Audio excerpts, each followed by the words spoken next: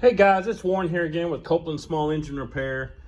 Welcome back to my channel. I'm going to show you a little trick I do on these old Cub Cadets that have these drive shafts. On each end of the drive shaft they have this collar. It's like an aluminum collar, and it has 8 of these plastic plugs in here. They call them barrels, but they're just basically bushings. And all they do is they cushion the drive shaft in the center from the outside collar, but they lock them all together. What you want to do, this metal piece in the middle, this is just a spacer I found in my bolt tray. This is not part of this.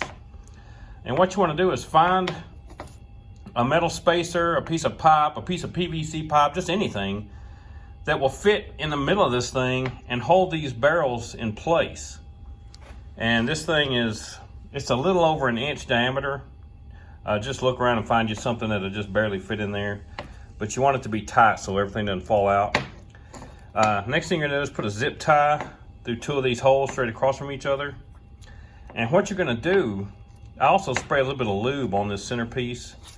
And what you're gonna do is you're gonna get up underneath the mower and you're gonna push this out of the way with the end of the drive shaft that fits in between all these little bushings.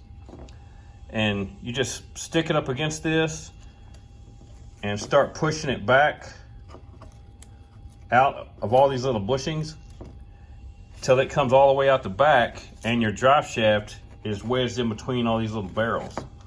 Once you do that, you're going to take another zip tie. Say, I'm going to use this piece of pipe as the drive shaft, for example, and say now you've got the drive shaft in there.